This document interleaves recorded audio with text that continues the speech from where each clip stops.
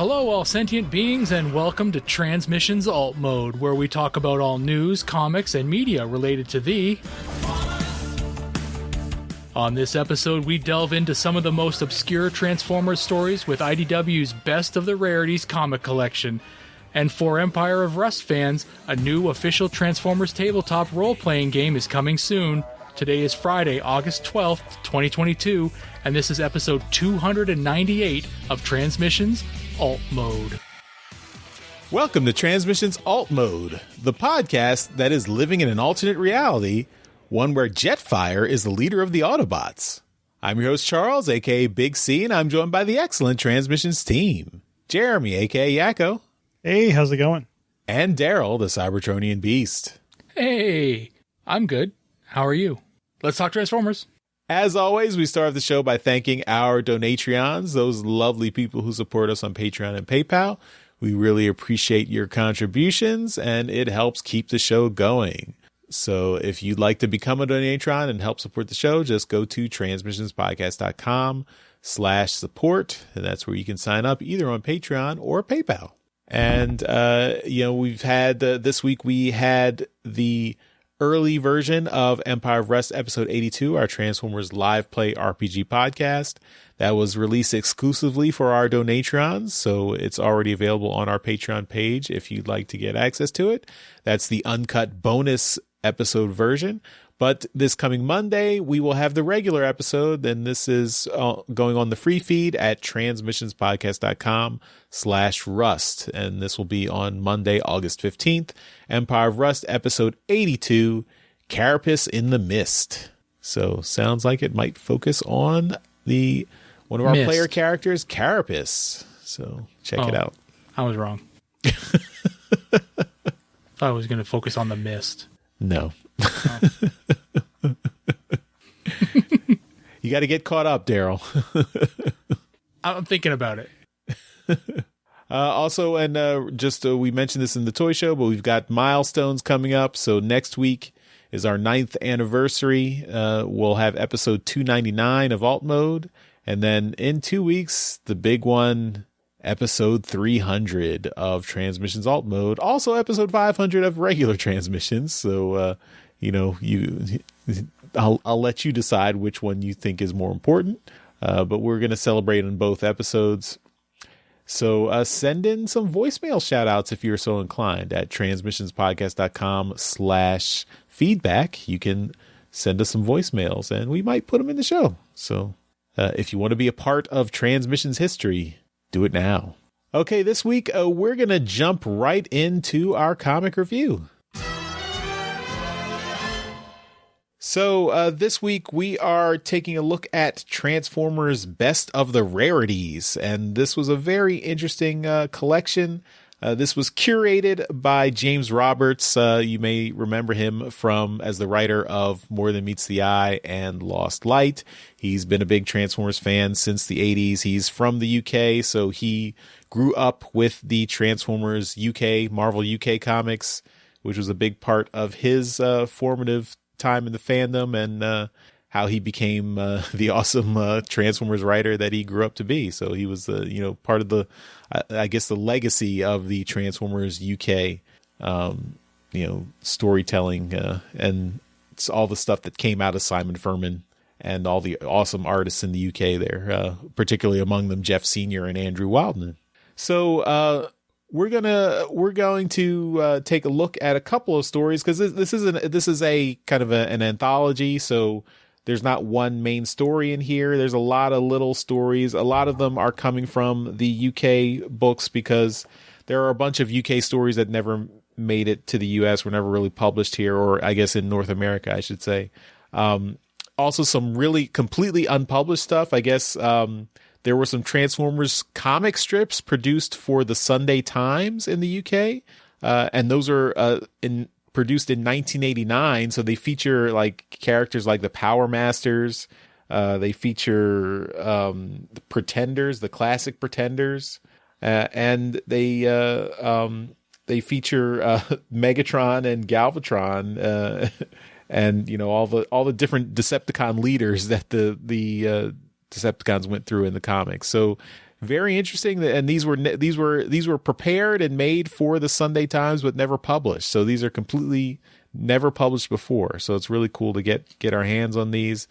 These were, of course, written by Simon Furman. He wrote almost all the UK material from Marvel UK material for Transformers back in the day. There's a bunch of other UK stories. Deathbringer is one interesting one that actually ties into the Matrix Quest story arc of the US comics, and it tells the origin of the Deathbringer, who actually had an encounter with the corrupted Autobot Matrix of Leadership. So that's an interesting story there. We got the Transformers Generation 2 Halloween special. That's an interesting one. We've got some major retcon stuff with a story called Two Megatrons. And this happened because in the UK comic, Simon Furman had taken Megatron after Megatron had died in the US comic. He had taken the character and resurrected him and had a bunch of other stories for him. But then when Megatron came back in the US comic, there was a bit of a conflict where, well, how is Megatron coming back when you've already got another Megatron running around? So he wrote this story basically just to completely retcon that and figure out what the other who the other Megatron was and where he came from. So that's interesting. I know this is probably Daryl's favorite. There is a complete prose story that came out of the Transformers UK annual, and it's all text. Oh, you know it. And this was Another Time and Place, which was actually written after the last issue of the G1 comic. So this was a kind of a epilogue to Transformers number 80.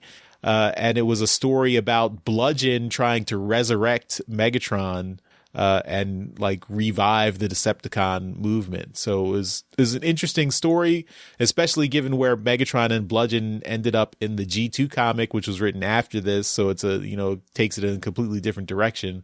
But this Another Time and Place was just an interesting story about what happened after the end of issue 80. So there's a bunch of different things, different interesting things in this collection.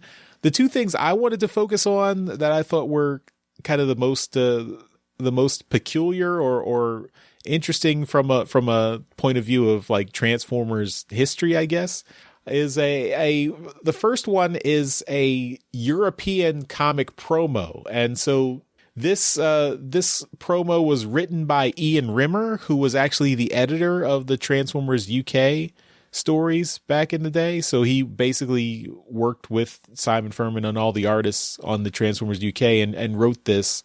And this was specifically, this comic promo was specifically made for the Transformers being released in Europe and being marketed in Europe. So it's actually very,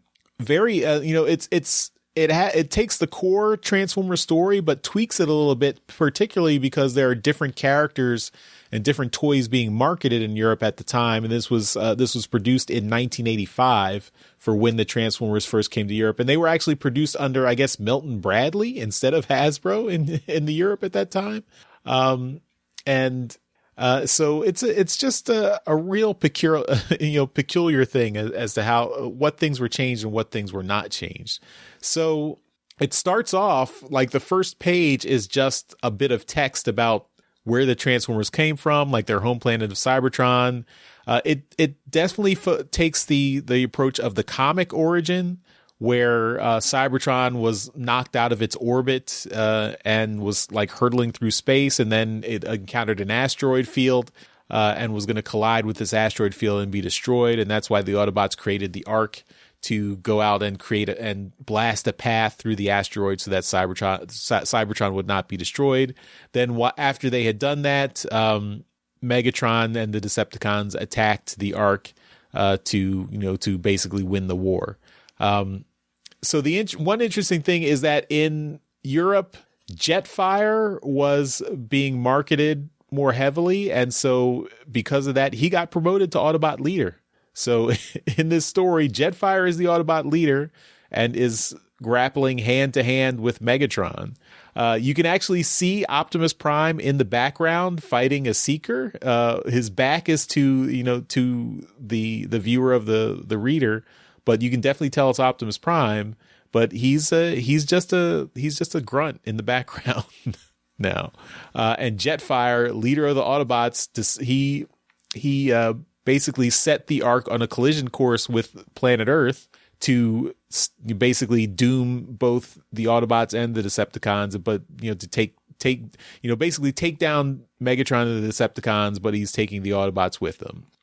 But Megatron's prepared for this because he has Soundwave jump out of the Ark as they're about to crash. So Soundwave is the only surviving Autobot, or Decepticon, I should say, the only surviving Decepticon as the Ark crashes into Mount St. Hilary on prehistoric Earth. And another interesting thing is that prehistoric Earth is populated by dinosaurs, but it's still only 4 million years ago. So, no mention of the Marvel Comics Savage Land. That was the explanation in Marvel Comics as to why there were still dinosaurs 4 million years ago. But no, it's just, alternate history where dinosaurs are still around 4 million years ago. So, fair enough. And I guess since Soundwave is still alive, the Ark realizes that it needs to rebuild some of the damaged Autobots to fight against Soundwave. And these are the Dinobots. So we get 4 of the Dinobots are created in this story. And this is just like what happened in the Marvel Comics, the US Marvel Comics, where Shockwave was the lone Decepticon alive and the Ark revived Dinobots to fight Shockwave. But here it's Soundwave, and Swoop is missing. Swoop is MIA. They only revive the 4 Dinobots, Grimlock, Slag, Sludge, and Snarl, but no Swoop. And the Dinobots are really underpowered because they're like, we're no match for Soundwave on his own. Soundwave is apparently more powerful than all the Dinobots put together, which I kind of buy it for Shockwave in the US comics, but not for Soundwave. But it's the same. It's basically the same story, and they managed to stop him by basically causing a mountain to collapse on everyone, and they're all buried under the rubble and all deactivated. And then they cut to back in the Ark 4 million years later, where the Ark, an eruption of the volcano reactivates the Ark, and of course the Transformers story starts. And both the Autobots and Decepticons are revived. And the Autobots are comprised of Jetfire, Roadbuster, and Whirl. These are the 3 ones marketed. And then Decepticons are Megatron, Thrust, and Blitzwing. So very interesting which characters they chose to focus on in the European market and what toys they were selling. So just a real curious alternate Transformers storyline with, some things completely not changed at all, but some things changed in major ways. So, Daryl, how do you think this compares to the original Transformers origin story? What do you think of Jetfire as the new Autobot leader?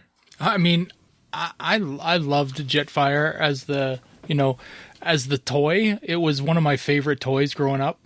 But to see him, like, I was a cartoon kid, like that was my, that's what brought me into the franchise in the first place.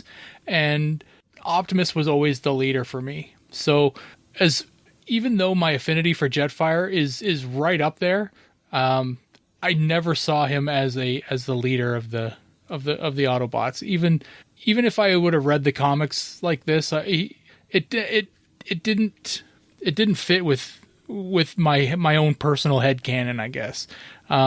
The look of Jetfire as well, being the Macross design, that just didn't translate to the way that all the rest of the Transformers kind of looked. It was huge, and that's probably why it got the promotion that it did in the comics. But yeah, it's one of those figures that I can see why they probably did it, but for me as a kid, it when the cartoon is what that was the story for me, and this comic wouldn't have made sense, if I was reading this at the same time as the cartoon was coming out. this would have been trash. This would have been absolute chaos. Like, this would have been garbage. Jetfire, the leader, somebody's playing a joke. Like, this is not right. So yeah, but I love the idea that there's part of this that it actually stands out to me quite a bit. Soundwave, after surviving the crash, he's out there. He's shooting I'm assuming is a T-Rex, right? Because it's eating another dinosaur. He's like, that monster is annihilating those poor creatures. Like, he's defending another creature, right? So there's a world out there where the Decepticons are actually the good guys here. It's one of those. Actually, I think that speech bubble is misattributed. I think that speech bubble is for the Dinobots because they're saying, like, why is Soundwave just murdering these random dinosaurs? At least that's how I interpreted it. Oh, I think you're gonna have to tweet at Simon Furman then. Well, it's Ian Rimmer. Does Ian Rimmer have a Twitter? Because that's definitely Soundwave, right? And the speech bubble is pointing directly at him. Jeremy, do you want to chime in and be the determining vote on this? When I read it, I thought it was odd that it would be Soundwave saying it. It makes more sense for it to be the Dinobots, but it's clearly pointing at Soundwave. Clearly, it's a 40-year-old panel here. It doesn't lie. You just want to be against me because I was right last time. It definitely looks like Soundwave is trying to protect, or he looks like he's protecting this other creature, this other dinosaur that's getting eaten by the T-Rex, right? So, well, I think he just blasted that other creature because there's a smoking hole in him. T-Rexes don't breathe fire on their prey and make them smoke after they take a bite out of them. Come on, there's no proof it didn't.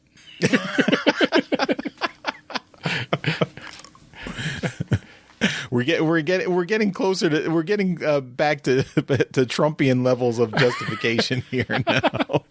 We're just trying to see if Mikey is listening to this episode. That's right. Mikey's going to call in.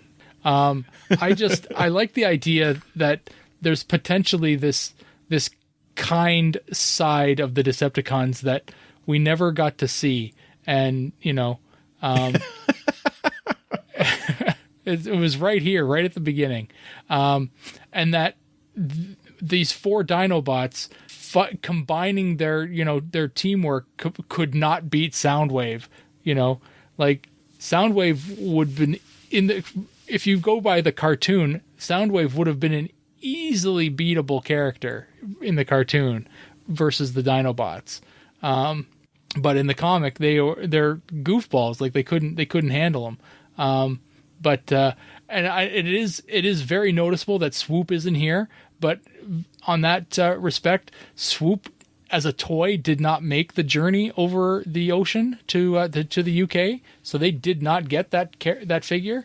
And that it makes a lot of sense when you see that, okay, well, he's not in the comic either, and it would be a long time before Swoop would make an appearance in the comic for the UK. But I like the story. Actually, so the interesting thing is, even though Swoop did not appear in the main UK comics, he appeared with the Dinobots pretty frequently. Like, he got his own couple of character arcs in the UK comics for a little while, even though his toy was not on their shelves right off the bat. Because I know he did appear, but this is the first appearance of the Dinobots here in the UK, right? So. Well, this is not the UK comic. This is for Europe. So this is not for this was not I'm produced. Confusing these. This was a pamphlet to go with basically get interest in the toys. Gotcha. Yeah. Okay. So for that aspect, it would make sense that Swoop would not be included. Yeah. Right. Yeah. Like that. That's why Jetfire is the Autobot leader here, is because they're trying to sell Jetfire toys in Europe. Yeah. Okay. All right. Well, then I'm going to shut up then. I don't know what I'm talking about. I enjoyed the story regardless. It was a good little story. Yeah. Cool. What did you think, Jeremy? It took me a second to figure out what was going on, but I also enjoyed it. It just seeing Jetfire in such a place of prominence with like in that first panel, it was a shock to my system. But I thought it was fun. The art style is that European early 80s style that we've seen with like other books like The Man of Iron and stuff. And it's nice to see this interesting kind of alternate take on how things came. And then at the end where you're seeing the ones that they feature, it really shows you like what was selling or what they wanted to sell in Europe with Jetfire, Roadbuster, and Whirl. And then, on in the future where we see like the characters in the UK that got the spotlight in fiction, like the Wreckers, like Roadbuster and Whirl. Mm-hmm. It just, I thought that was really kind of neat just seeing like Europe and their interests are just going one way, and then in North America, we're going another way. It's just, I really enjoyed it. And just from a historical perspective, it was neat. Wasn't our Roadbuster and Whirl, they're also from that like Harmony Gold toy line, aren't they? Like the same line that basically Jetfire comes from. Maybe that's so.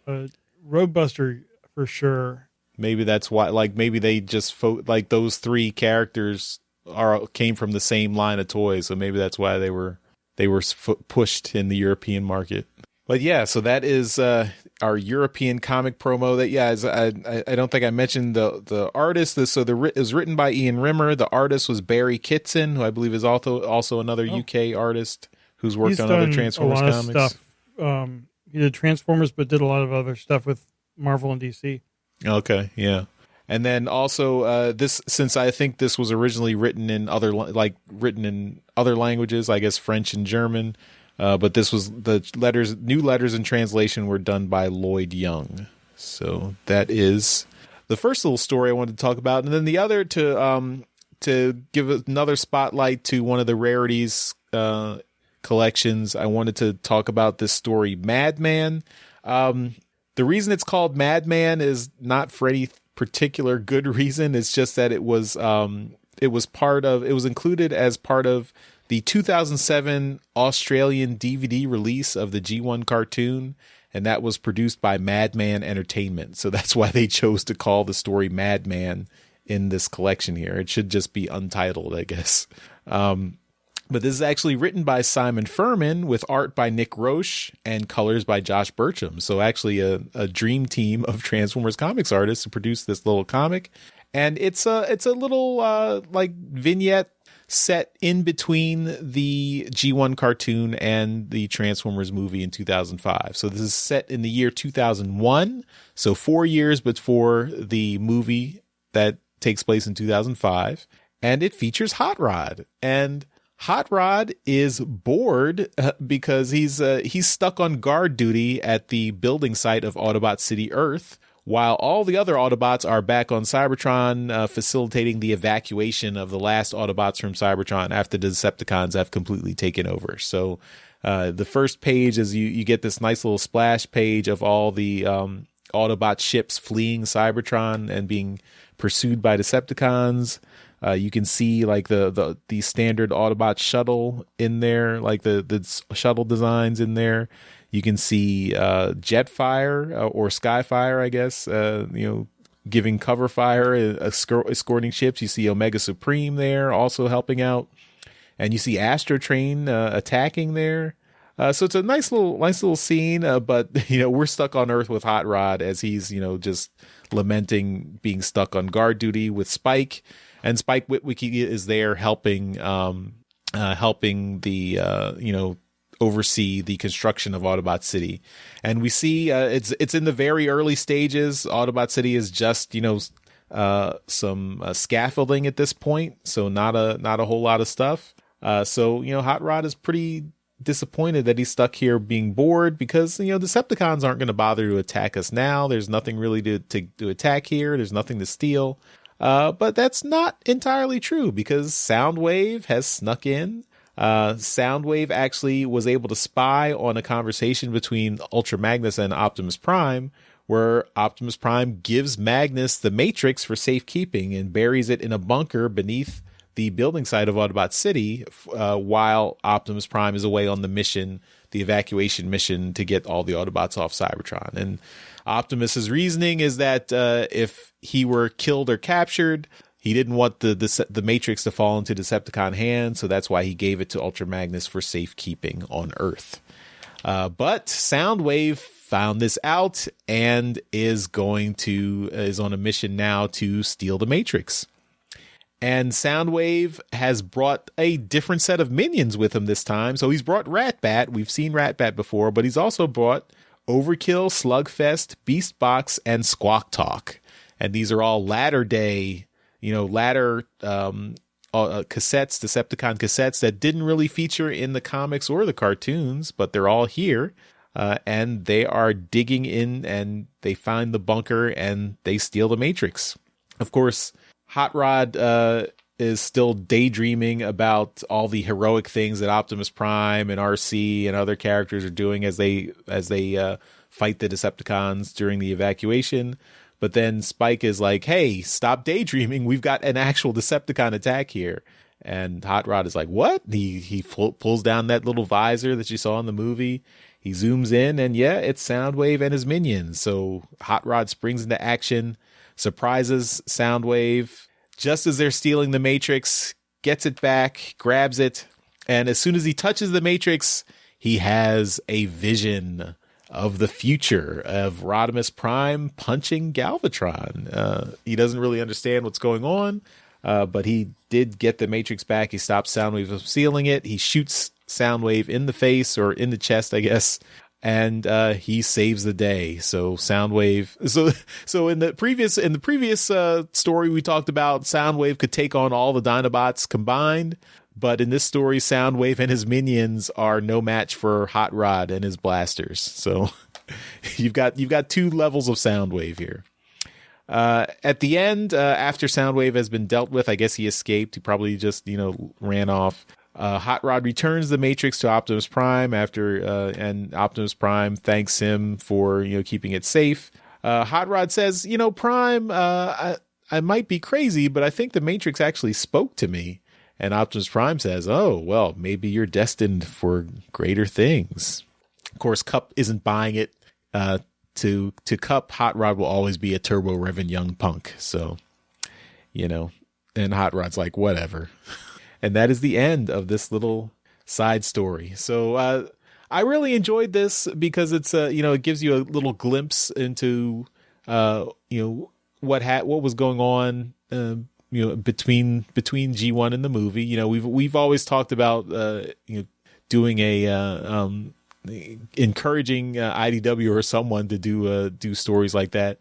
Yoshi's doing that now with his Transformers Reanimated.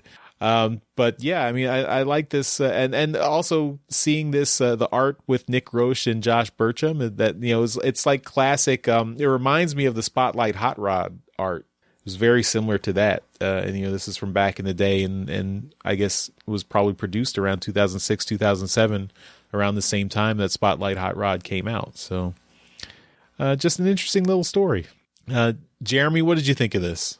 This was a lot of fun. When I was reading it at first, I was just trying to figure out how they were going to place this. I mean, what were they going to tell before the movie? But they're setting it well in advance, and I like seeing Autobot City being built. I like the world building you have here with the adventures in space that obviously happened during the show or between when we last saw the show and the movie.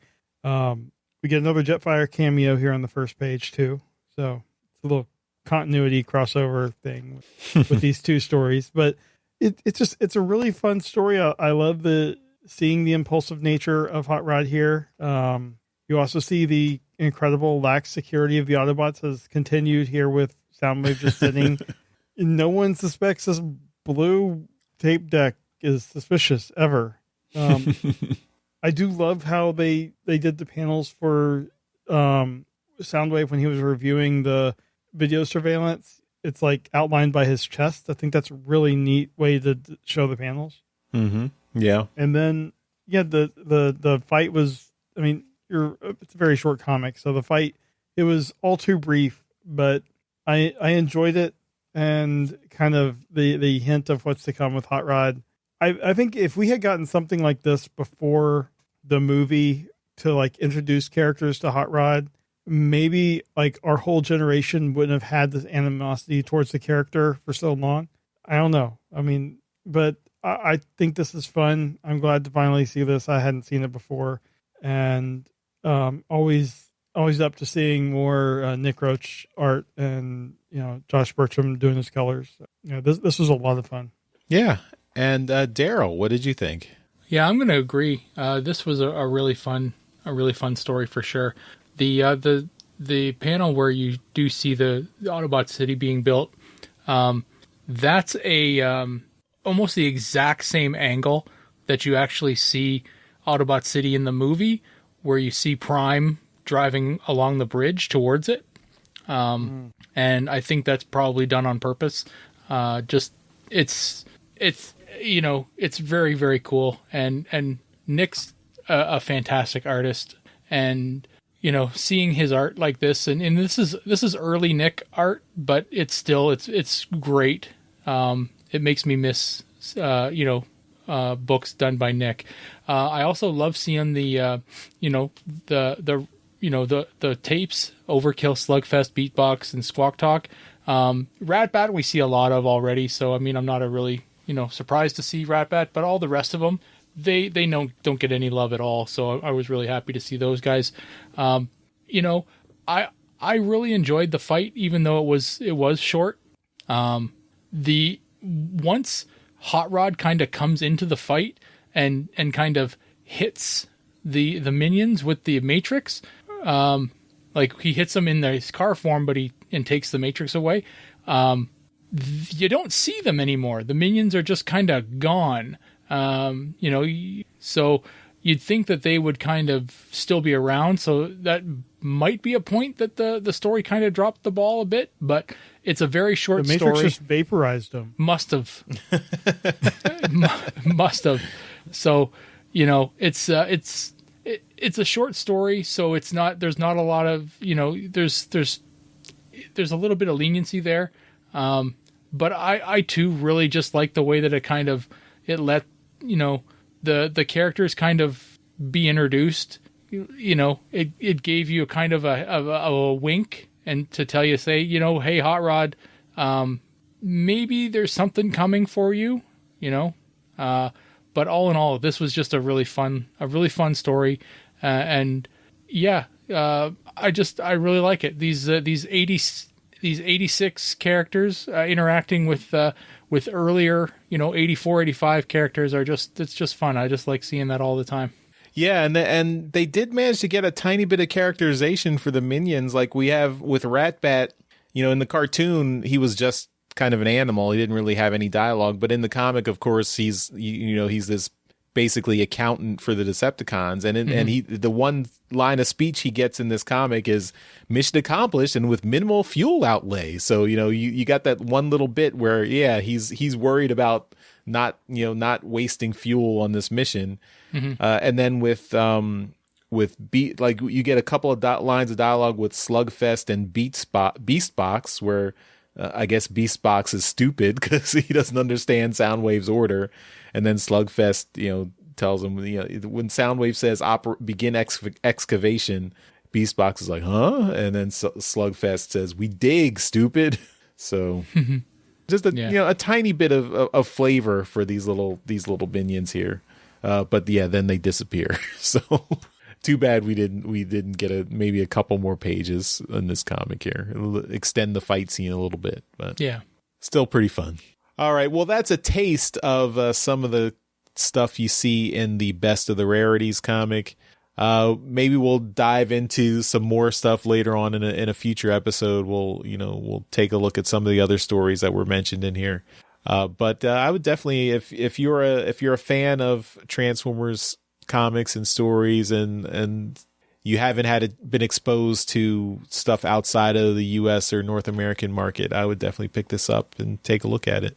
All right, so let's move on to Transformers media news. All right. right, in media news this week, we only got a couple things to talk about, and that is the first one. We've got a new "What is the Story of Transformers" book, and that has appeared on Amazon, and it's a book. It's an official Who HQ book, and it's looking like what? I looked at some of these other in the series. Like, what is the story of? Sure, go ahead. It's essentially going to be a look at the history, like a nonfiction look at the history of how they came together. Oh, like how the toys were brought over, like a Toys That Made Us. I was looking at, basically like for 8 to 12-year-olds. I looked at the Wonder Woman one, and it basically went over the creation of the Wonder Woman character, why things were decided and stuff like that. So I imagine this is going to be the same. Okay.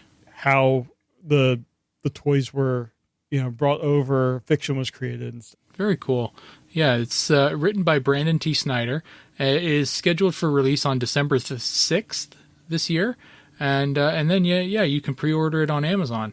It's available in paperback, hardcover, and Kindle, of course. So it's recommended for 8 to 12-year-olds, but, we're all going to get it, probably. And it's 112 pages. So it's a good-sized book. So there's a glaring issue with the product description. Jeremy, do you see it? It does not say transform. No, it does say transform. That's the issue. Oh. It says the transform and roll out line. Yes. But I was looking at later where it says they have morphed into much more than a toilet. Oh. Yeah, no, it says in quotes, Autobots transform and roll out. I imagine that's allowed. Right. Because that's a trademark. It wasn't allowed in the Lego set, in the Lego instruction book. That's right. But so I mean, this looks very fun. If you want to, have a physical copy of the history of the Transformers, this looks like something that might be up your alley, and you don't have to, turn on Netflix and watch the Toys That Made Us episode. Even though that's very good and a great piece of visual history right there as well. But this looks very fun. If you have a kid in that age range like I do that is not excited about reading but will read nonfiction, this might be a good choice. Cool. And the last piece of new media news we have is that Renegade Game Studios, they are the ones producing the Transformers tabletop role-playing game. They are putting out a core rule book, and that is up for pre-order as well. So it's being released in 3 different versions. You can get a digital copy of the rule book. You can get a physical copy of the rule book, and then you can also order a deluxe copy of the core rule book, all for 3 different price points. Actually, 2 of them are the same. I don't know why you would want the regular rule book when you could get the deluxe, and they're the same price. So if you're into this game and maybe you want to actually own a rule book, then maybe you want to look into this. It's scheduled for release in the 4th quarter of 2022. So, maybe look to getting that. I know that Mike is really into this game, and he's probably already pre-ordered it. And the physical rule book, if you pre-order the physical rule book, it comes with the digital for free. Oh wow! Cool. So, of course, if you cancel your pre-order, they only refund you the difference between the physical and the digital. So you still have to pay for the digital one. Oh wow! The this rule book is 290 pages, so it's a good chunk, and the main the physical copies are $55. So yeah, but you guys have played this game, right? So what are your thoughts? Well, so this is brand new. So we have been playing Mike's custom Transformers game that he created for Empire of Rust. So Oh, that okay. is, And then you know, the other thing we did was the deck building game. Oh, Yeah. okay. I thought that's what this was. Yeah, this is brand new. Okay. yeah. So this could potentially be a complement or replacement for the rule set that Mike created for Empire of Rust. Gotcha. So, Or like, if you want to start up your own competitive or competing podcast, Daryl, you can base it off of this. Maybe I Yep. should. And make sure Mike listens. The Empire of WD-40. But yeah, that's it's you know, if you guys are looking to get one of these? We know Mike is for sure. yeah, Mike's definitely going to get this. I'm thinking about it. I mean, I'm not I play role playing games, but I do not create campaigns or anything. So I don't know. I might think about getting this. I'm just curious to see what's in there. Okay. Jeremy? I'm not sure. I mean, I might. I'm not the biggest role playing guy, but I am intrigued about this. So it's a maybe. Okay. Well, that's going to do it for media news this week. Charles, take it away. All right, well, that's also going to do it for this episode of Transmissions Alt Mode. So we not a lot of stuff happening this week, so we've come to the end. As always, at the end of every episode, we give a shout out to all our Masterpiece Donatrons. So thank you so much to John 4X Levengood and Demon Tech 82. We really appreciate you guys continuing to support us at our highest level on Patreon, which is why we give you a shout out in every episode. And that'll do it for this episode of Transmissions Alt Mode. Thanks everyone for listening, and we will see you next time. Bye-bye. Bye. Later. Thank you for listening to this episode of Transmissions. If you'd like to join the conversation, travel to our Discord channel at transmissionspodcast.com/Discord. Want some cool transmission swag? Feast your eyes on our transmissions gear at transmissionspodcast.com/shop. If you'd like to support our podcast, go to transmissionspodcast.com/support or tell your friends about our show. We'll see you next time.